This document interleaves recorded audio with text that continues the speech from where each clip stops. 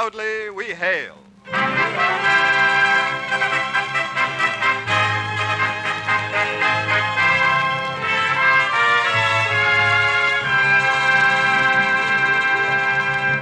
Hello from Hollywood. This is C.P. McGregor speaking, and welcoming you to another performance of Proudly We Hail, your War Department program. Through the courtesy of the Hollywood Coordinating Committee, we present Mr. Vincent Price, the star of our play 7900 Empire State, written by Richard Hall with music by Eddie Scrivanik.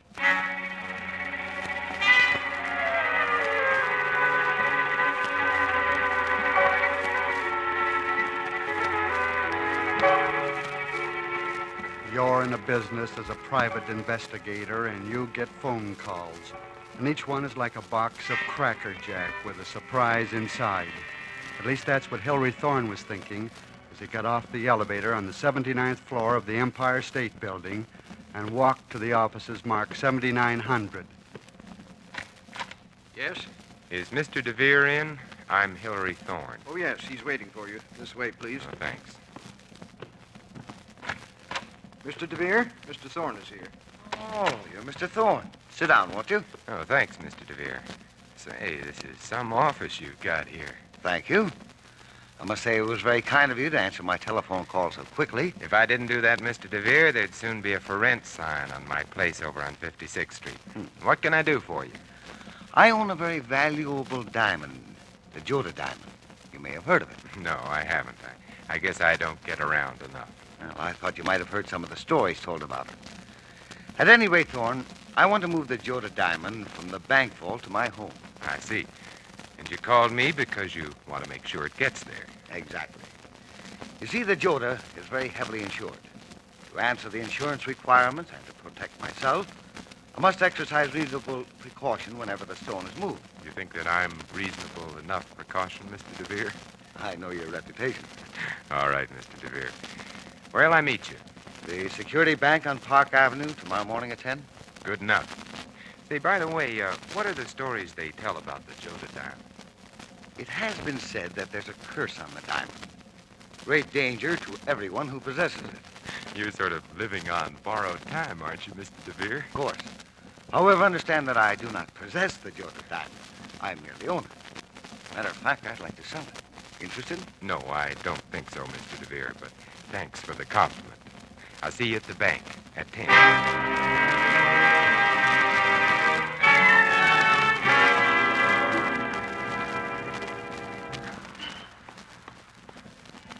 Oh, good morning, Mr. DeVere. Well, hello, Thorne. We're all ready to go. You have the diamond? Yes. Oh, this is Mr. Andrews of the insurance company. How do you do, Mr. Thorne? I've heard and read a great deal about you. Thanks. You're here as a little precautionary measure yourself, I take it. Well, yes, but actually I don't think it'll be necessary for me to make the trip to the house. You don't think so, Andrews?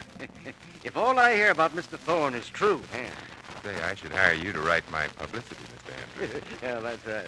Oh, goodbye, then. Goodbye. I have a cab right over here, Mr. DeVere. Oh, all right. Wait a minute, Thorne. There's a man standing beside the cab. Oh, him? Oh, that's just my assistant, Dooley Edwards. Dooley, this is Mr. DeVere. Oh, glad to know you, Mr. DeVere. Oh, thank you. Say, haven't I met you somewhere before? You couldn't prove it by me. No. Well, Shall we go? yes. What's the address, Mr. DeVere? 4720 Westmoreland, Long Island. Hey, the boss was telling me about the curse on that diamond of yours, Mr. DeVere. He was? Yeah. Dangerous to own it, huh? Huh. That's really something. Just a legend. Just a lot of nonsense. Hey, driver, look out! So what? Take it easy up there, driver. Gosh. You know, maybe there's something to that curse business. No, Dooley, it's just a legend. Huh. Just a lot of nonsense.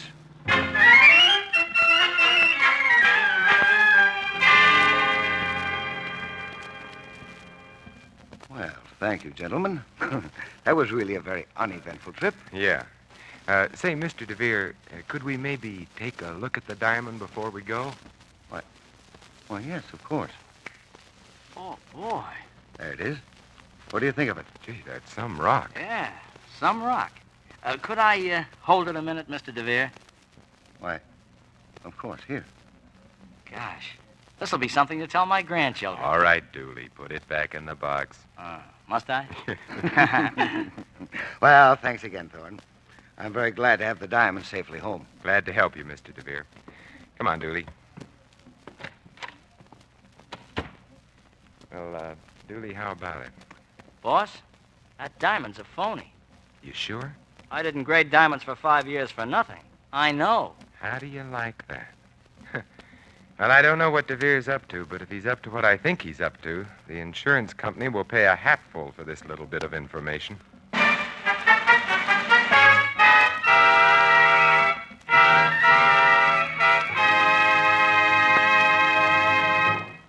We pause briefly from our story, 7900 Empire State Building, starring Vincent Price, to bring you an important message from Mr. John R. Nichols, Dean of the University of Idaho, Southern Branch, who recently stated, The present Army recruiting campaign is emphasizing the educational benefits available to young men in the new regular Army. These benefits should appeal especially to high school seniors for several reasons. First, under the extended GI Bill of Rights, a young man may enlist for a 3-year period and, upon discharge, be entitled to 48 months of college or university training, all at government expense. Second, during his Army service, the young soldier may accelerate his college education by taking courses through the United States Armed Forces Institute. Schools throughout the country allow credit for this type of study. Colleges and universities all over the country are overcrowded. It will not be long before all the accredited schools will be filled to capacity. However, when those who volunteer now for service in the regular Army return to civilian life, the nation's educational facilities, which are being expanded, will be able to take care of all who can qualify. As an educator and as a former private in the Army, I am happy to endorse these outstanding benefits of service in the new regular Army. You may obtain complete information about your educational opportunities in the new regular Army at your nearest Army recruiting station.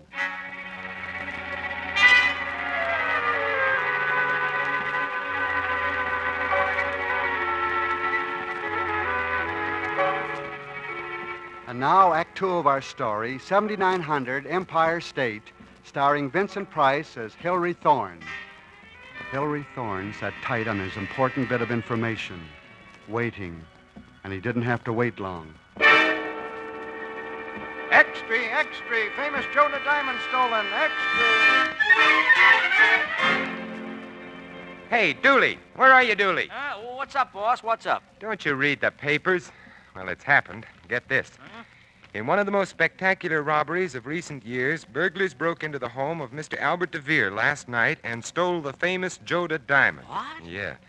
DeVere framed it, Dooley, and he doesn't know it, but he also framed himself. Now we gotta move fast. Okay, boss. Tail DeVere and don't lose him. Right, boss. And call me here in an hour. Where you going? Me? I'm going to make a certain insurance company very happy.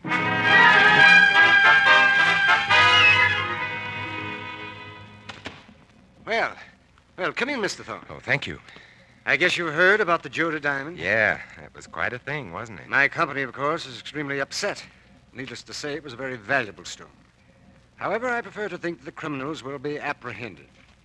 Would you be interested in working on this, Mr. Thorne? I have been working on it, Mr. Andrews, and I have it all worked out.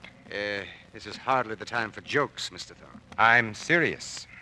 Mr. Andrews, what would you say if I told you the diamond I delivered to DeVere's home the other day was not the Joda diamond, but a cheap imitation?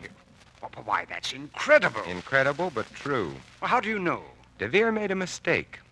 He showed the diamond to my assistant the day we took it out to the house. My assistant graded diamonds for 5 years. Why, that's incredible. I've known the man so long, and I saw him take the diamond from the vault at the bank. Well, Mr. Thorne, I can't tell you how grateful I am. And if what you tell me is true, this information will be very worth your while.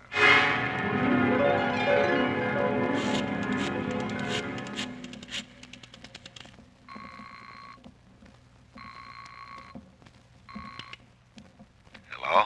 DeVere, this is Andrews. We're in trouble. Yeah. What's wrong? Did you show the diamond to Thorne the other day? Why, yes, but... I'll be over at your office in 10 minutes.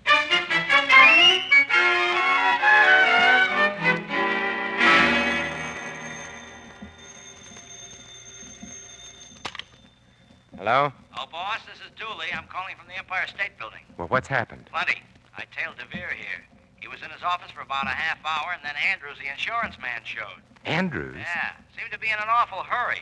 A few minutes later, a messenger boy showed up. He delivered 2 tickets for the Panama Clipper. Holy smoke. Are DeVere and Andrews still there? Yeah, I'm waiting for him. Well, don't wait any longer. They may get lost. Get out to the airport before they do. Call Lieutenant Donovan down at headquarters. Tell him what you know. Tell him you need help. We've got to stop them there. Hurry. The Empire State Building, as fast as you can make it.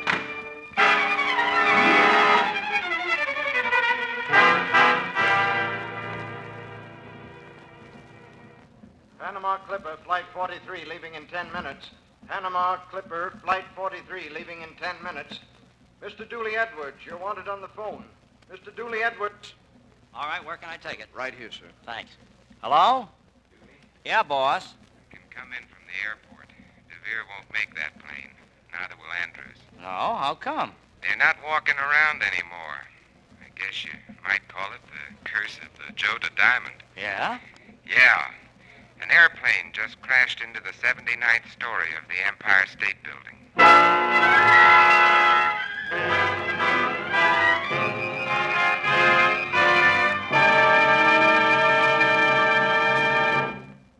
This is C.P. McGregor speaking. I hope you've enjoyed our Proudly We Hail story starring Vincent Price.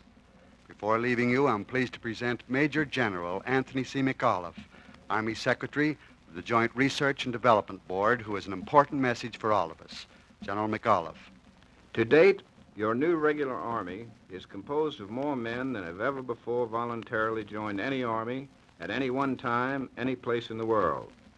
However, our needs are for increasing numbers of volunteers so as to achieve an established strength of 1,070,000 men by July 1947.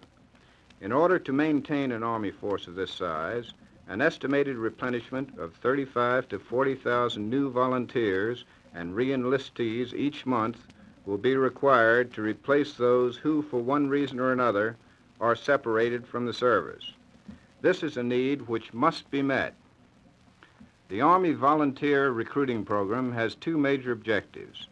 First, to meet the increasing need for large numbers of already technically trained men, and secondly, to acquire alert, highly intelligent young men capable of being trained to handle equipment and materiel of the new regular Army.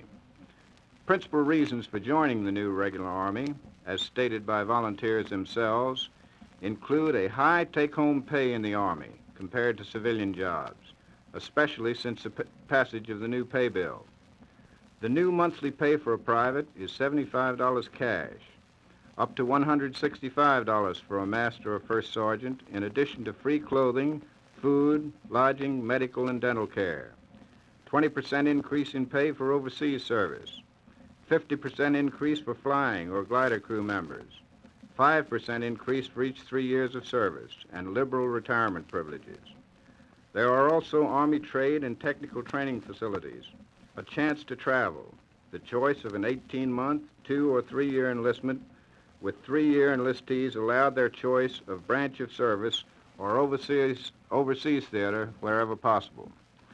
Before making a final decision about the future, I urge every young man between 17 and 34 to investigate the facts about the many fine opportunities that await you in America's new regular Army.